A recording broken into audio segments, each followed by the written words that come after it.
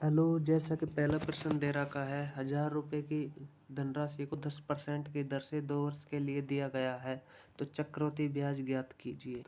चक्रवृद्धि ब्याज और साधारण ब्याज में अंतर निकलवा रहा है। तो चक्रवृद्धि ब्याज और साधारण ब्याज 2 वर्ष का साधारण ब्याज कितना होगा?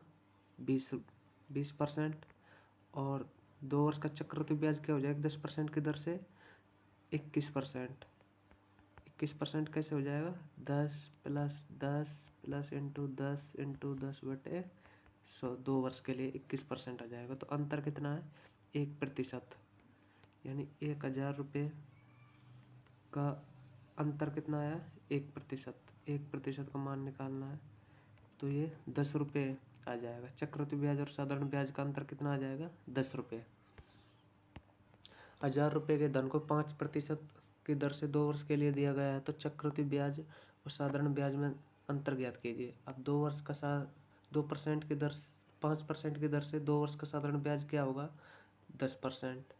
और चक्रवृद्धि ब्याज क्या हो जाएगा? कैसे निकालते हैं? 5 + 5 + 5 × 5/100। तो क्या होगा? 10.25। अंतर कितना है? 0.25 का। यानी 1000 रुपये का 0.25% क्या होगा? 2 0 से 2 कटे 1 0 तो कितना हो जाएगा? 2.5 रुपये। अंतर कितना हो जाएगा? 2.5 रुपये। 1000 रुपये के धन को 10% की दर से 3 वर्ष के लिए दिया गया है, तो चक्रवृद्धि ब्याज ज्ञात कीजिए। इसके 2 तरीके हैं करने के लिए। पहला तो है फ्रैक्शन मेथड। 10% को फ्रैक्शन में लिखेंगे तो क्या करेंगे? 10/100 यानी 1/10। 3 वर्ष के लिए बोल रहा है तो 10 से 11 हो जाता है। यानी 10 रुपये पर 1 रुपये का ब्याज मिल रहा है। 10 से 11 और 10 से 11 ये कितना हो जाएगा? 1000 रुपये।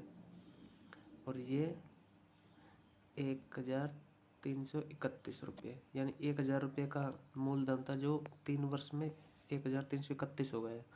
तो चक्रवृद्धि ब्याज निकालना है तो ब्याज कितना मिला? 331 रुपये। यानी 1000 रुपये मूलधन। ये 1000 रुपये किसके बराबर है? हमारे मूलधन 1000 के बराबर है। और ब्याज कितना है? 331। 1000 तो कितना मिला? 331 रुपये चक्रवृद्धि ब्याज मिलेगा। 1000 रुपये के धन को 5% की दर से 2 वर्ष के लिए दिया गया, तो चक्रवृद्धि ब्याज ज्ञात कीजिए। 2 वर्ष के लिए दिया गया। इसको भी 2 तरीके से बताऊंगा। 5% को फ्रैक्शन में लिखेंगे तो 5/100 1/20। 2 वर्ष के लिए 20 से 21, क्योंकि 20 पर 1 रुपये का ब्याज मिल रहा है। 20 से 21 और 20 से 21 यानी क्या हो गया? मूलधन 400 और ये 441। यानी ब्याज कितना मिला? 400 रुपये। 441 हो गए तो 41 रुपये ब्याज। यानी 1000 रुपये किसके बराबर है? 400 के। अपन को ब्याज निकलना है 41 का मान। कितना आ जाएगा? कितना? ये इसको काटेंगे तो कितना आ जाएगा? 102 पॉइंट कितना आएगा? 102.5। चक्रवृद्धि ब्याज क्या आ जाएगा? 102.5। अब दूसरा तरीका क्या है इसका? दूसरा तरीका देखते हैं। दूसरा तरीका है इसका।